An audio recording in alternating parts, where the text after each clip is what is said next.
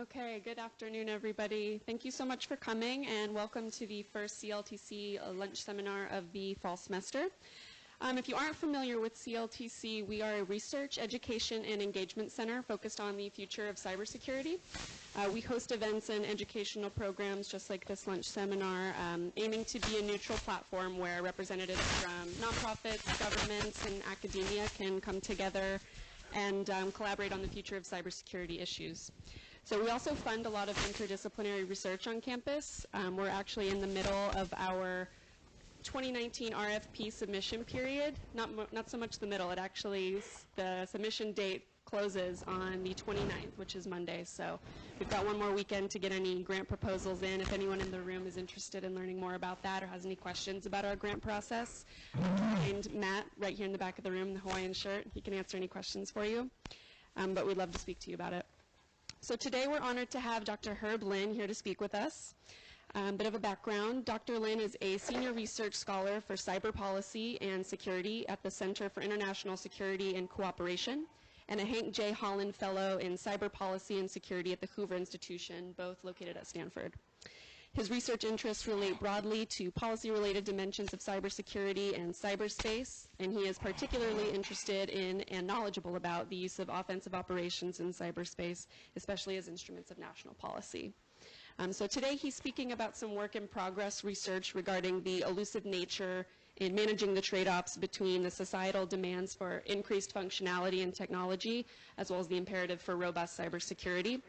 Typically, our seminars have a 15 to 20-minute Q&A period at the end, but we'd like this to be more of a collaborative discussion. So if you have any questions that pop up during the talk, feel free to throw a hand up, and Herb will call on you when he's finished with the remark, and we'll try to get you this microphone so that we can have the audio for our folks live streaming in. So feel free to throw up those hands for any questions throughout the presentation. You don't have to wait until the end. And then one more housekeeping item. As some of you might be aware, we are in the middle of a custodial strike. So just to respect the facilities and the custodial departments, as well as our hosts here at the iSchool, please help us to keep the room clean. Anything that you bring in, please help us in taking out. There should be plenty of room in the bins towards the end of the hallway here for recycling and compost and all of that good stuff. And there should be more lined up outside if you find any overflowing bins. There should be some by the dumpsters if you head toward Campanile Way. And I appreciate your help in helping us do that. So with that, we're very thankful for everyone coming this afternoon. And now please help me in welcoming Dr. Herb Lin. Thank you. Okay, so am I on here? Is recording? Yes? Okay, great. So this really is work in progress. That is, it will become pretty clear in this that I don't quite know what I'm talking about. Okay. What I have is a problem, which I can state easily, and which I will, and I have ideas that I'm pretty sure are related to it, various threads that I'm pretty sure have something to do with the problem, but I have no idea how to weave it into a coherent picture. Okay, so that's the problem that I have, and when Steve Weber, who directs CLTC, said, you know, you want to talk, and I said, how about something where I don't know what I'm talking about? He said, great. So here it is. Okay, this is the one-slide version of the talk, okay? And I'll make these slides available to anybody who wants them. Okay. It starts out with from the premise that complexity. Every security person will tell you that complexity is the enemy of security. Every security person will tell you that. Okay. Now, our software systems are getting more and more complex because of increasing demands for functionality. That is, the more you want a system to do, the more functional you want it to be, the more complex it has to be, generally speaking. Okay. So at some level of complexity, some large level of complexity, a system's behavior isn't entirely understood. Okay. Certainly not predictable, probably not even understood. This is a security risk, right? This is why complexity is the enemy of security. So here's the problem. We continue to want systems that are more and more capable, right? You want the system to do more. Now, you can define more any way you want. Faster, more accurate, larger capacity, more number of users, prettier pictures. I don't care how you define it. But you want it to be better than it is now. Okay? Which says the next iteration is going to be more complex. Okay? And so the problem fundamentally here is, how do you say no? How do you say no to increased demands for functionality because they will result in in excessive security vulnerabilities? That's the problem, and we don't have any way of making that kind of a trade-off systematically, in a structured manner. I can tell you about it intuitively, but if I were to sit down with the CEO of a company to go through this, I'd have no idea how to have that conversation with him or her. Okay? So that's the dilemma. That's the one-slide version of the talk. Everything else is detail. Okay. Let's consider yes. You talked about complexity. You're talking about internal structure, or you're talking about what the user sees in terms of complexity? Because I mean, the former. I'm talking about the former. It's internal complexity of the system.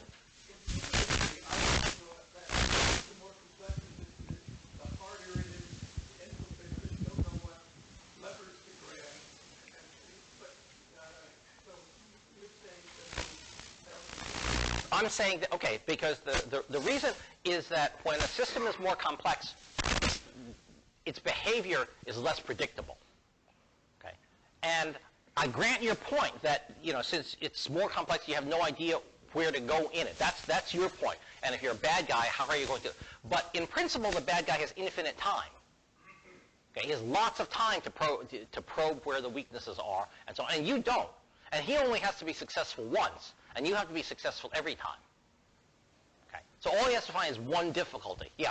So I'm sure this is a terribly oversimplified thing, but since you so graciously said you know what's going to happen here, what about trying to decompose the complex system into many small modules? Getting there. Getting to this point, and if by the end, if in 3 or 4 slides I haven't answered that, raise it again. Okay. But yes, that's. The idea of decomposition is a way of breaking the complexity functionality link. Okay, yes, and we'll talk about various ways of doing that and what the implications of that are. Okay, so a simpler problem. Okay. What is if I have 2 systems that perform the same function, the same tasks, which system is more secure? How do you measure that? Well, we have some security and complexity metrics. We have some of them for security. We have measures for program complexity, and so on. But these measures are relative. They compare each other. Okay? There's no way of mapping it to real-world needs. Maybe one system is more secure than another, but how does that map into the real-world needs for security? Okay? What is it if I score 93 versus 107 or 10,000? What does that mean in real-world terms? Nobody has any idea. Measures are related to the existing code base. That is, you look at System 1 and System 2, and you look at the code, and you make all these measurements. It doesn't have anything to do with the requirements. That is, you can't make predictions of complexity or security from the requirement statement. Maybe you can from the code base, but not from the requirement statement. And in this last point is, in practice, neither system security nor complexity are static. Okay? They change over time.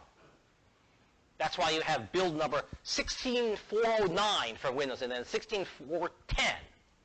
And they may be different. Okay? Here's sort of a restatement of the problem. Okay? That the wrong way, I think everybody will agree that what I'm about to describe under the wrong way to develop a secure system is the wrong way to do it. Establish your requirements for functionality, design the system based on the functionality requirements, implement it, and then add security at the end. Right? Everyone will say, that's the wrong way to do it. Peace. We agree that that's not a good way to do it. Here's the alleged right way to do it.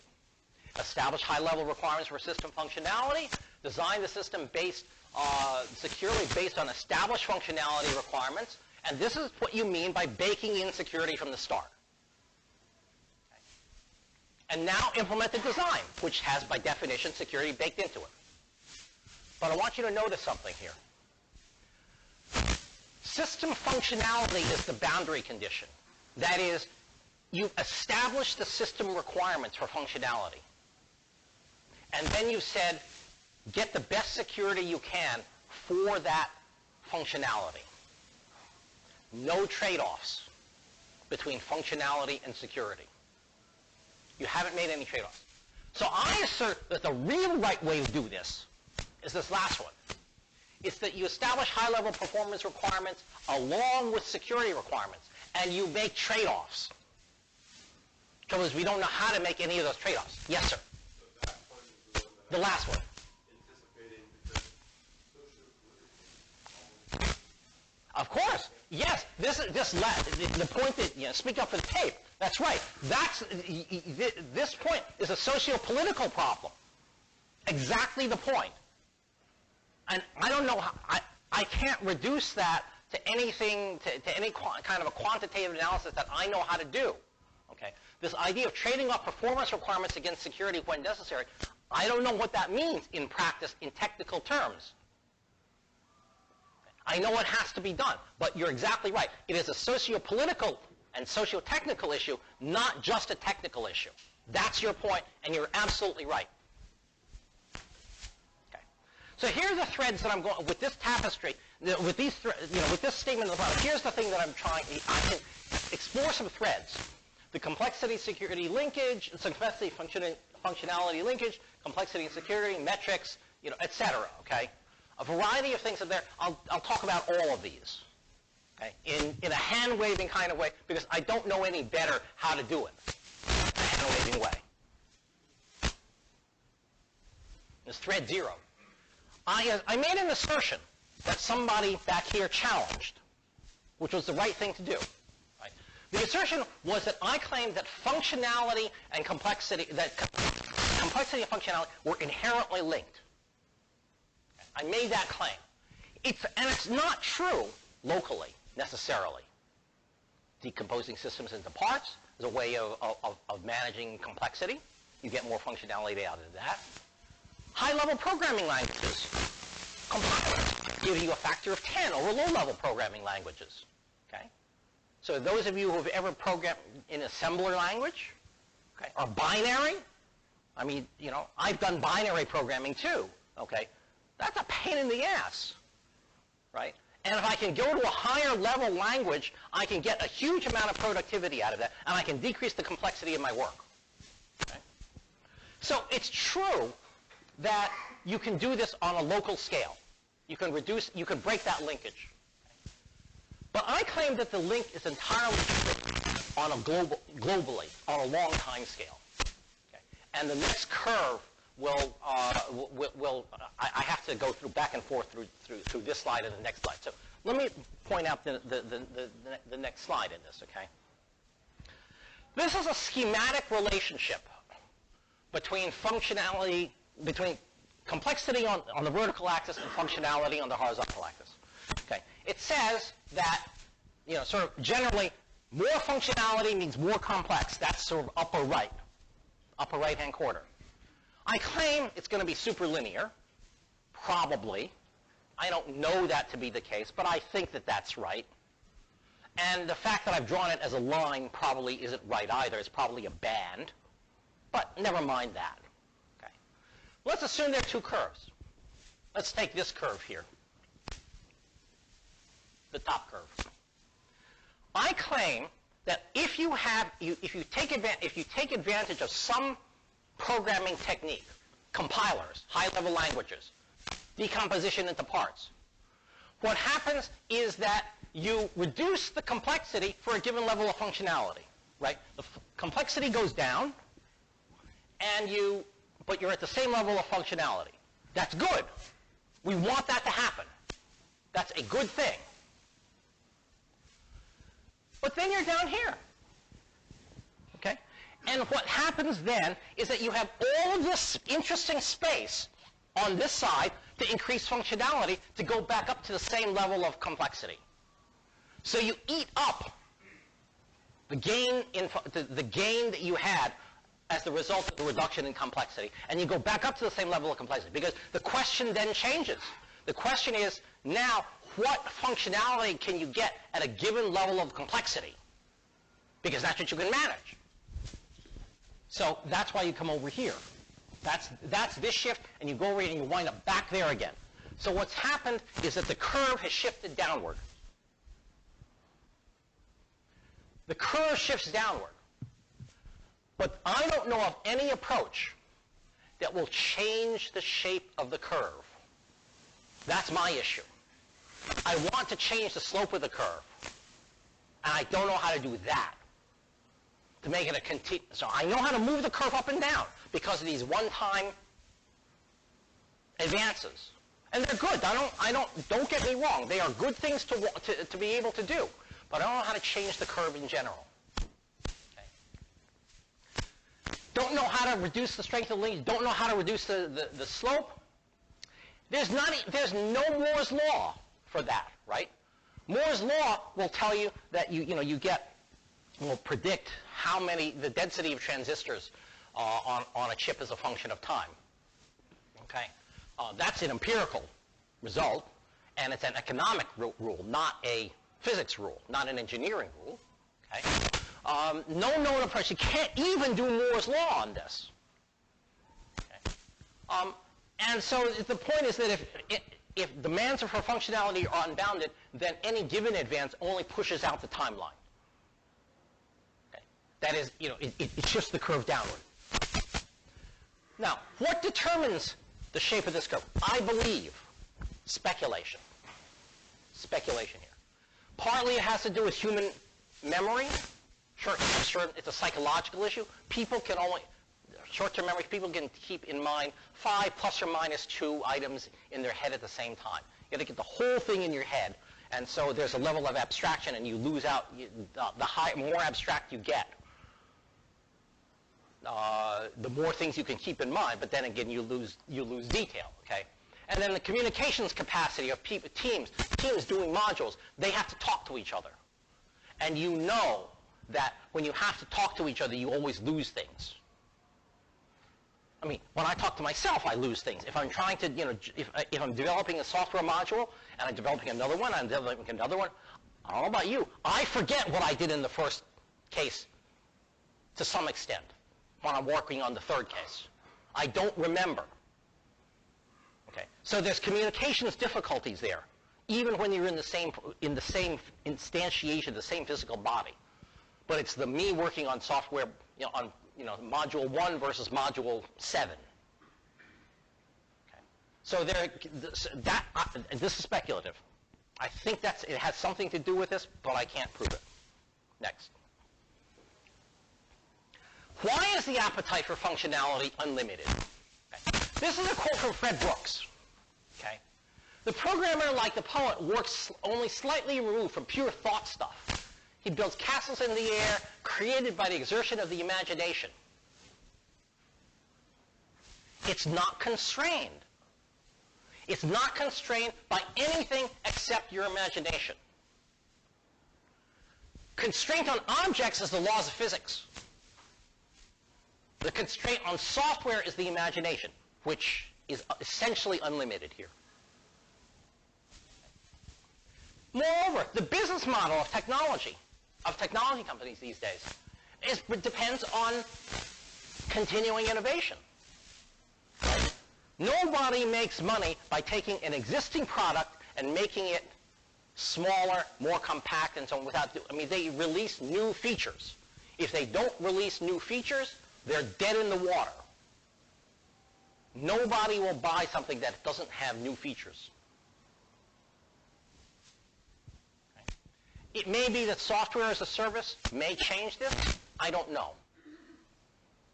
This is the idea that you get your Microsoft Word now you rent a subscription to it. Maybe this changes. I don't know that. I don't know if that will reduce the emphasis on on more features. We'll see. Consumers of information technology, I think, are more naturally optimizers than satisficers.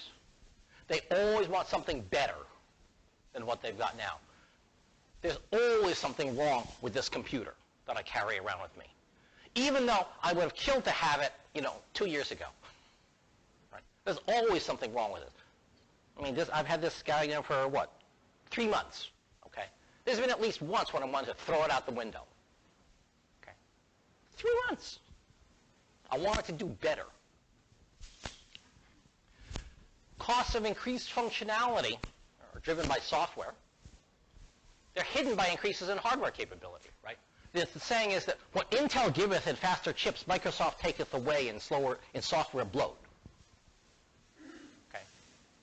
Okay. There are good reasons for all of this. Okay. People don't write tight code anymore. Why? Because the hardware isn't expensive anymore. So all you need to do is get a marginal increase, and you eat up the factor of 10 that the new CPU gives you. Okay. And there's a lack of understanding regarding intangible software. Right? There's this goes back to the 70s, but it's still true. Okay? But how you're building an airplane, software, it weighs 0 pounds. How can something that you can't see and weighs nothing add millions of dollars to the cost of an airplane? The joke that was told then, I got to share it with you, is that back in the 60s it was punch cards, right?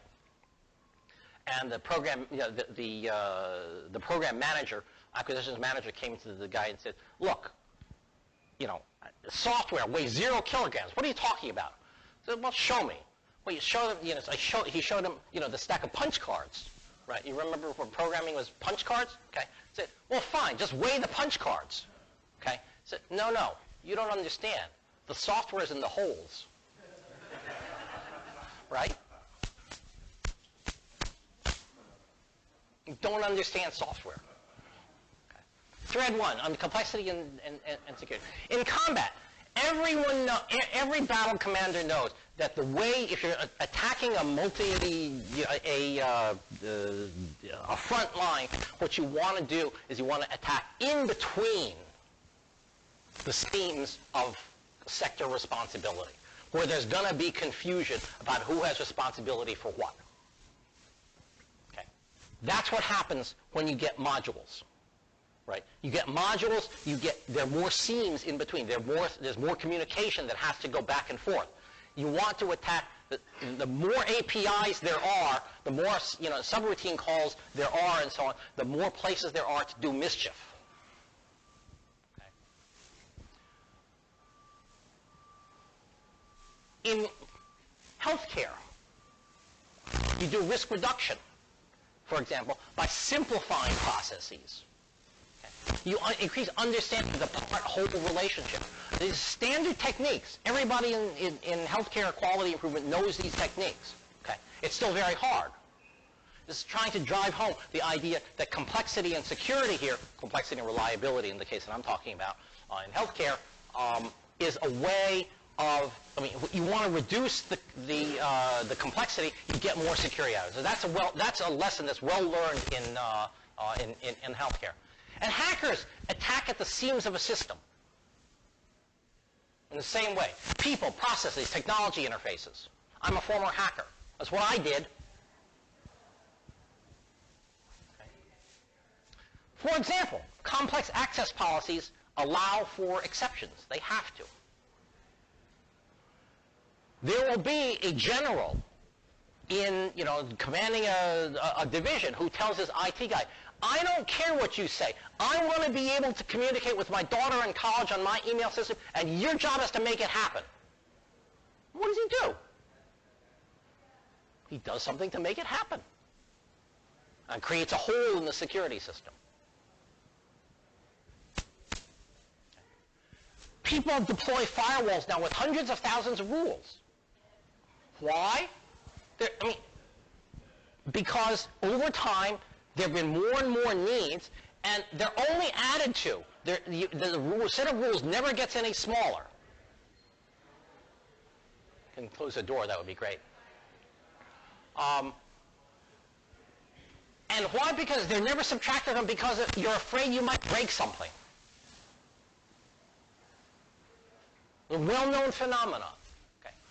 Problems are hard to find, hard to fix in this place. Yes? I just can say this for the end, but somewhere like the Bloomberg investigation. Like which? The Bloomberg investigation. Right. And maybe to say that, yeah, about supply chain. I'm not, is it on point here, or? In the sense of trying to get at a system through A more complex, yes, a more complex supply chain gives you more opportunities to get in. Yes, if that's the lesson that you're trying to point out, absolutely right. Okay. I shamelessly stole this from my friend Bruce Schneier. Okay, this complex systems exhibit these characteristics: nonlinearity, small input changes may lead to big output changes, positive feedback loops, a distributed topology where things are, there are peer-to-peer interactions that you don't understand. It's path dependent. You go one way, you can't exactly reverse it because you've done something else to it, and you can't reverse the thing. Highly interactive. One problem is always connected to another problem. Okay. Any of you who have ever done programming of a large system, programming in a large system, I'm sure you have the experience of trying to debug it, and you say, there's a bug. Here, I'm going to fix it. And then you run it again, and your heart says, wait a minute, I hope it works. You're not saying, I know it works. You're saying, I hope it works. Right? That's an expression that you realize and you understand that maybe it didn't work. You don't understand all parts of the system very well. You haven't been able to isolate it all that well. Okay. So you might know what your head sort of knows.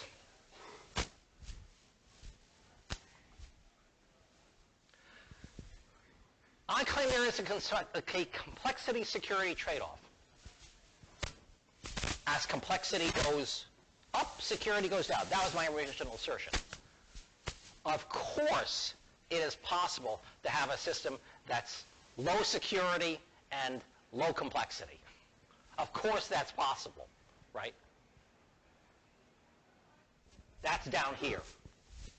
So if you're operating in this space down here on the lower left, near the origin, you can move in any direction you want, and you can, in fact, increase both complexity and security. That is, an increase in complexity does not necessarily result in a decrease in security if you're in this area here. But once you hit the boundary, and I'm willing to say that the boundary is a band rather than is a fuzzy band rather than a line. Once you hit this, the trade-offs start becoming more and more manifest. In the complexity utility trade-off, there's another relationship which is sort of interesting, right? Which is that it's a question of functionality. More functionality, goodness, usefulness, more complexity. At some point, you start leveling off, right? Where the complexity that you introduce doesn't necessarily make the system more useful. And maybe it starts tailing off down here. After this, nobody really understands. On this side, past the hump, to the right-hand side, nobody really understands it very well. I claim that there are systems that are too complex to be useful. Okay. I sort of felt that way about my VCR. Yeah. I assume that peak is dependent on the nature. Of course. Like you have an air defense system in the United States, you're going to have a high complexity. Of course. It depends. The specific nature of this thing depends. Yeah, absolutely right. Depends on the nature of the problem that you're trying to solve and so on. Absolutely right. That's absolutely right. And it's personal also, right? For some people, I made a snarky comment about my VCR. Okay, I got to tell you, I do not. If I have to spend more than 3 minutes trying to understand an app, it's not worth my trouble. Okay, I'm sure that you have. Everybody in this room has a threshold that's like that. It may not be 3 minutes, maybe 5 or 10. excuse me, or 15 minutes. But 3 days? No, you're not going to do that. You're going to say the hell with it.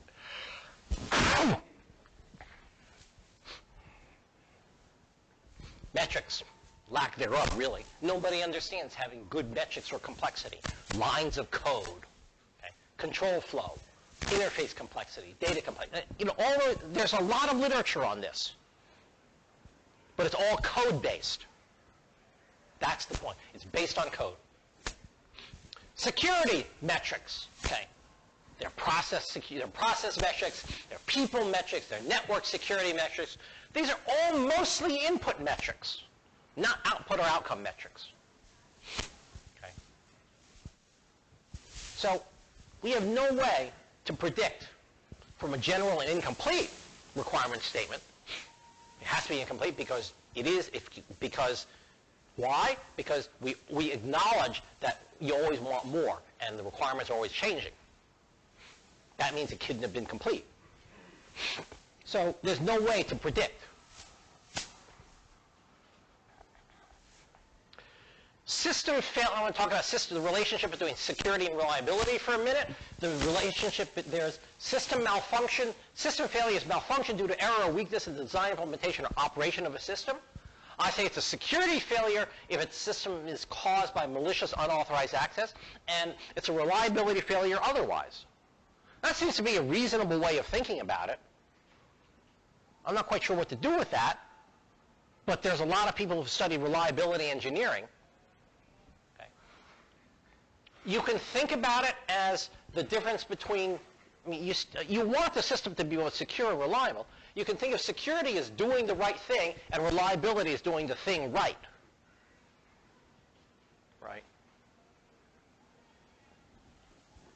Insecurity is when the system does what it should not. Unreliability is when the system doesn't do what it should.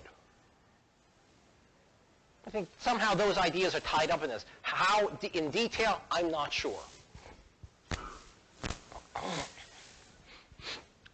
If you haven't read Perot's Normal Accident Theory, this is a fascinating book. Okay. He proposes the following scenario. It's morning, and you have an important meeting downtown. Your spouse has already left. They left a glass coffee cup on a burner, and it cracked. Okay, you need your coffee, so you find an old pot. You wait for you pace back and forth. You brew yourself a cup. You get into the car. You left your car your car keys inside the house. You keep a spare key. But you already gave your spare key away to a friend. A failed redundant pathway, right? So what happened to us, right? Then you borrow your friend's car. His generator failed a week earlier. Another failed backup system. You can take the bus. The neighbor says there's a bus strike. Unavailable workaround. Normally it would work, right? You call a cab, but none can be had because of the bus strike. Tightly coupled events, right? No cabs because there's a bus strike. Okay. You give up. Okay. Something like this has happened to all of us. Okay. What are the lessons from it? A complex system entails unfamiliar, unexpected sequences, not visible, not immediately comprehensible. Comprehensible in retrospect, but not a priori. Okay.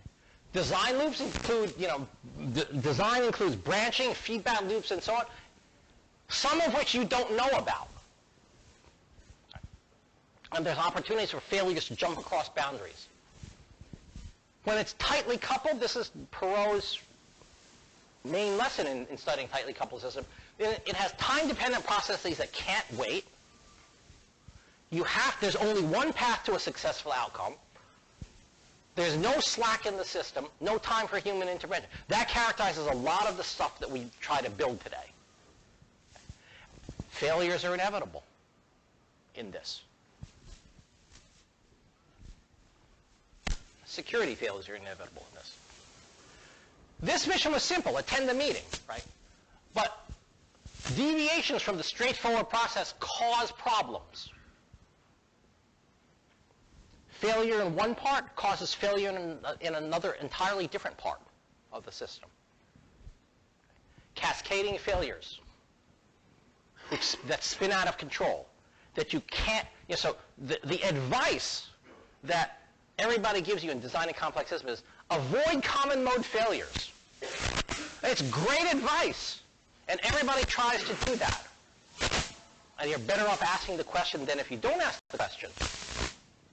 But finding common mode failures, that's hard.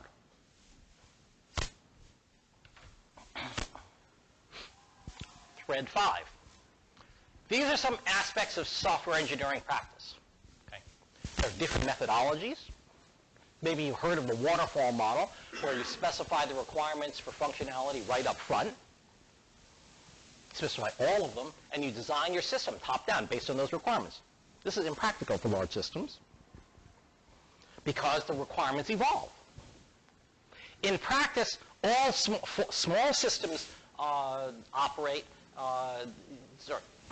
large systems that work evolve out of small systems. That's inconsistent with the waterfall model. Methods for ensuring correctness of operation, you can test, you can do proofs of program correctness. But both of those methods are limited to small software objects. Testing happens, yes, you might test it after you deliver to the customer.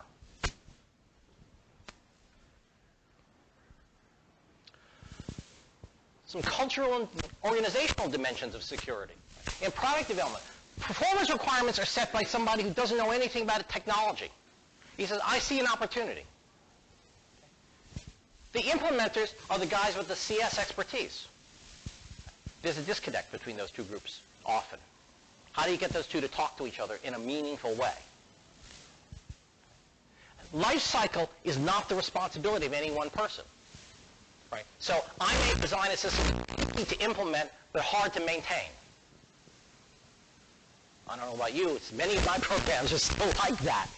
Okay, I develop spreadsheets that, for, a month later I want to go back to the same spreadsheet. I don't understand what I did because I didn't document it at the time. It was a sloppy spaghetti code at that time. Okay. It served my function then. I didn't think I was going to need it again. Okay. So visionaries don't understand what a product entails. The best example of this is when President Reagan, President of the United States, articulated the requirements for a leak-proof defense system against ballistic missiles. Okay. No understanding of what was entailed in that. And computer science people aren't exposed much to complexity, to security, and bragging rights attached to complexity, right? What's the biggest program you've ever written? Right. That's the sort of question that people ask.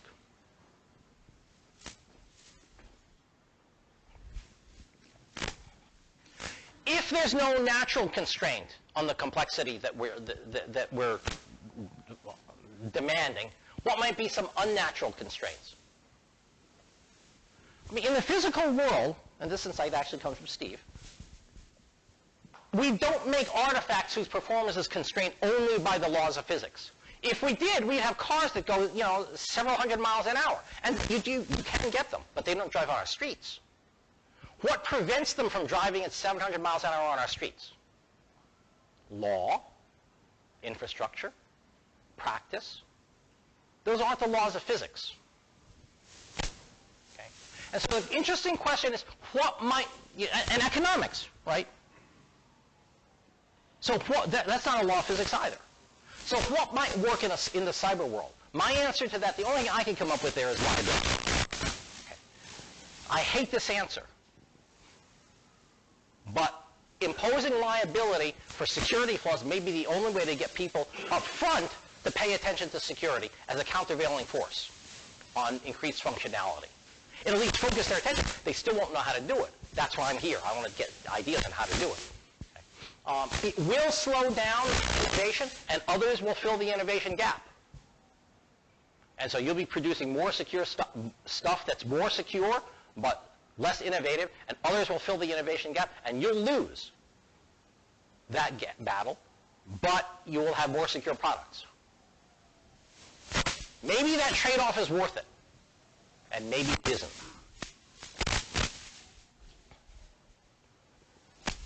FDA model, again, this is from Steve. but I'm not going to blame me if this is right. Okay. Points out that there's there's an interesting model of regulation that, with drugs, you have to prove them safe before you can sell them. Software, you can sell anything, right? You do anything you want with software.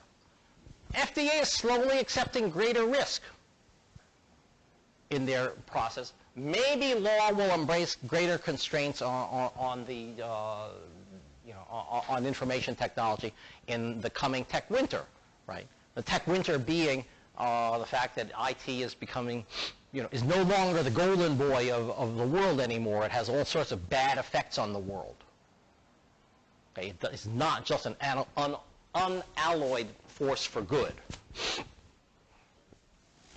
Anyway, so there's some threads. I talked about some threads, right?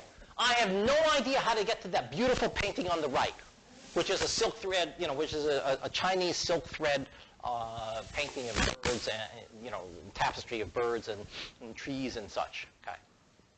But somehow there's, I want to go there. That's why I came here to talk about this stuff, see if I can get some ideas. That's why I wanted the conversation. So that's the story, and with that, let me hear some more of your thoughts. Yeah.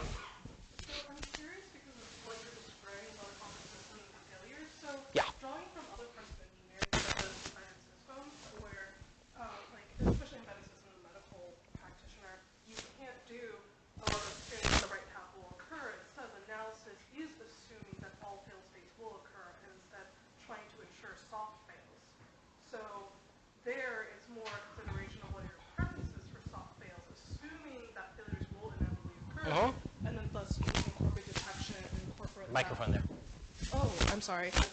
So kind of in a mix of the methodology and trade-offs, what are your thoughts on using essentially a finite state analysis approach to the problem of cybersecurity and addressing failures? I'm not sure I understood the premises of what you said. Let me say let me answer let me say something which responds maybe to a different question. Okay. I embrace the idea of soft failure. The problem is that if you design for soft failure, you're anticipating failure, that's fine, but it's a failure path that you can therefore anticipate by definition. Okay. This is the difference between the known unknowns and the unknown unknowns, right? The known unknowns, you know that there's going to be a failure, I know, and then some likelihood of this happening, and you take precautions against that, and you build in fail safes or fail safe rather than fail deadly and so on. All good things to do. You want to do that. But because of the complexity of the system, there are always things that you don't know except in advance. Except in retrospect. Okay. And that's the problem, that there are these other failure states that you don't know about. You talk about finite state analysis. It's a wonderful thing to do if you have some idea of the range of states, right? And I would argue that I suggest that in dealing with very large complex systems, the number of states that you have in the system is for all practical purposes infinite. It isn't really infinite. I believe that, yes, it's a finite, but for practical purposes it's infinite. And that changes the way you look at it. So I said some words. I don't know if they answered your question.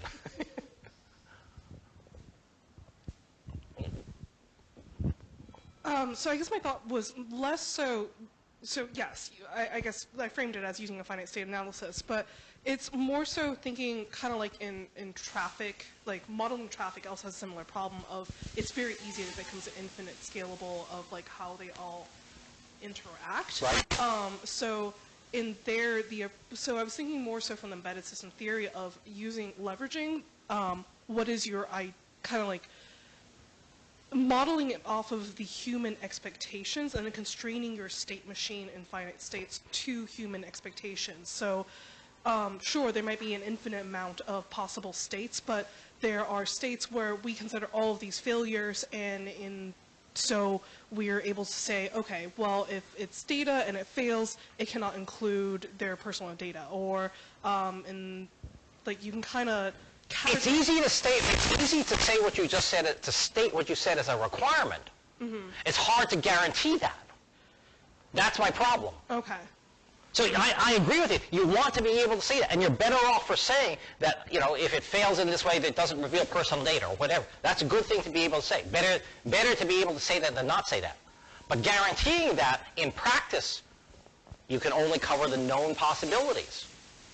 And there may be a failure path that's not accounted for.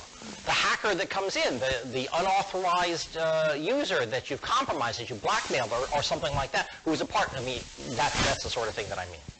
It's always within a certain set of assumptions. And the problem is systems get used outside of that range of stated assumptions. It almost seems to me that the problem is more so that we don't share cyber failure issues. Like in other kind of state machine things, you may not know all the failures, but because we share medical, there's liability, and you have to report those. Certainly sharing information and so on about different failures is a good thing to do. I would not say, and I mean, I can't argue with that. Okay, it's a good thing to do, and we're better off if we can do it. It's not going to solve all the problems. I don't think it's even going to solve most of them. Yeah. So if we have efforts to create liability on software developers, for large open source projects like, say, the Linux kernel, who's liable in that situation where a lot of the work is being done by volunteers and there's no single owner over the project? That's a good question, and I don't know how to answer that, right? Maybe what I'm saying here is that you can't use open source software. I'd hate to say that, right? I told you I didn't like that outcome. I don't like the outcome where you can't, where you can't use open source software.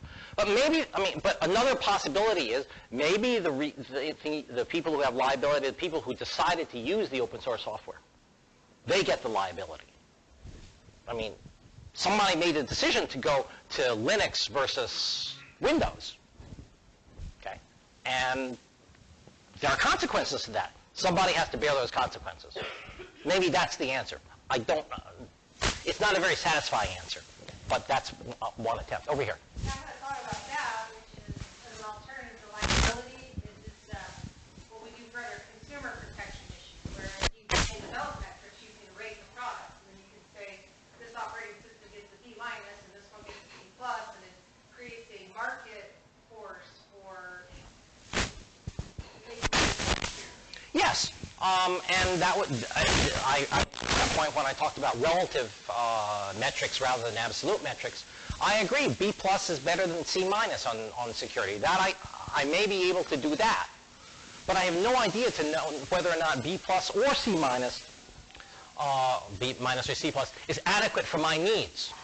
I don't know how to make that translation to the real world. That's the problem there. Over here.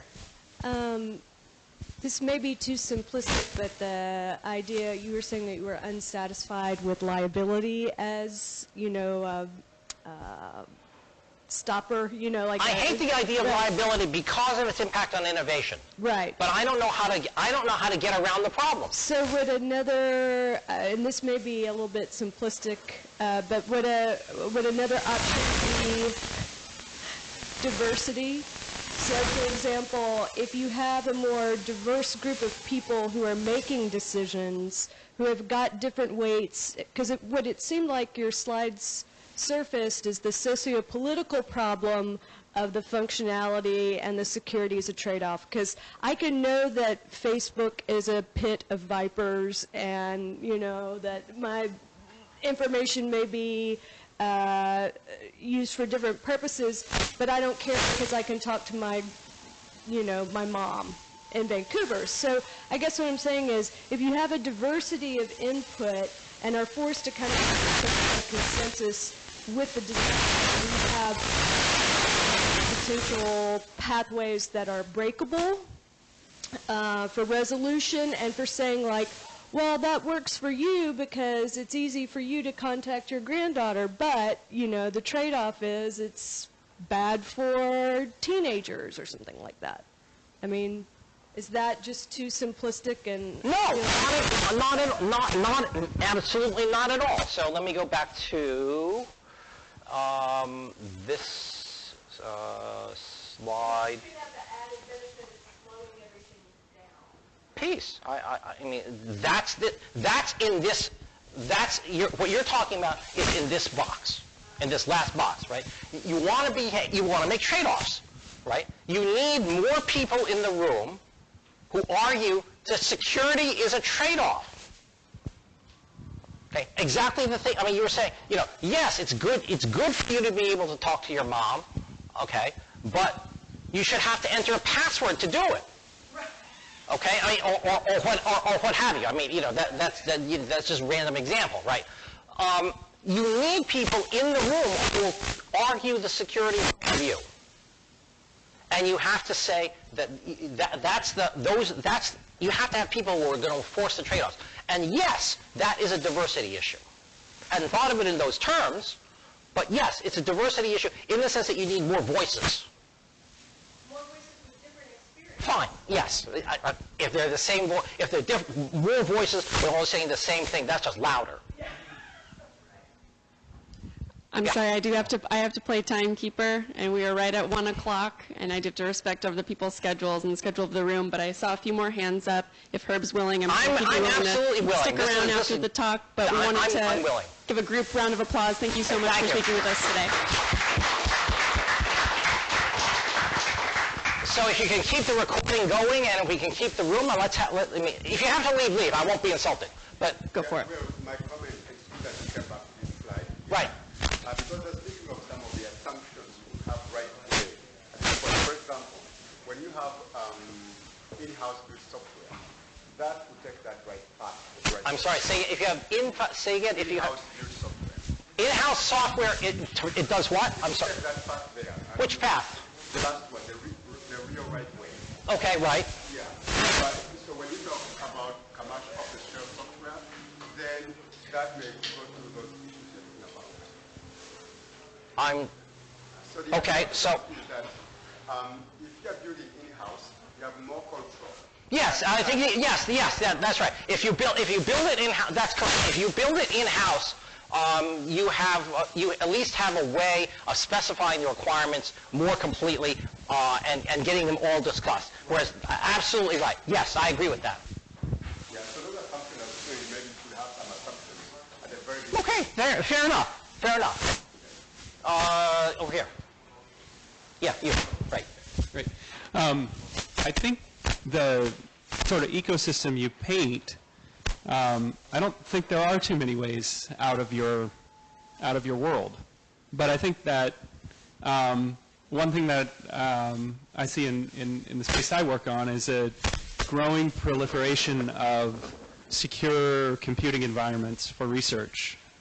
And in those places, we are doing exactly what you suggest to do. We are greatly reducing the complexity to and therefore holding up a lot of security. But the trade-off for that is that folks are able to do things, researchers are able to complete their work and feel and know that we are minimizing risk to the greatest extent that we can.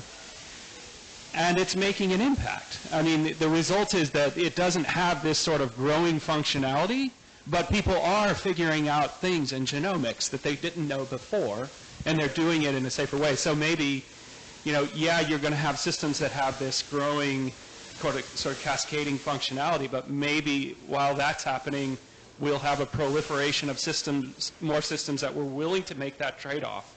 You're much more reduced, and the trade-off is that you're going to be able to do this smaller, sort of more bounded research, but within that space, you're going gangbusters. Maybe that, and if that's, yes, and that is what I meant when I said that maybe the cost of this is innovation, and maybe we should be willing to live with that. Maybe that trade-off is worth it.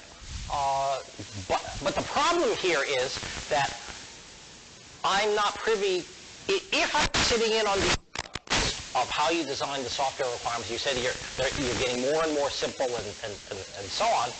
I don't know how to tease out of that a structured set of questions that would guide someone else.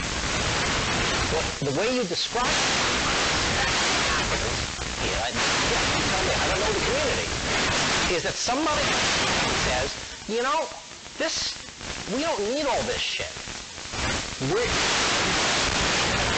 just make it simpler and do, and do rather than X. Okay? The person has been around long enough that everybody respects him. They say, okay, that sounds right. It's not structured somebody else, because it lacks that senior person gravitas.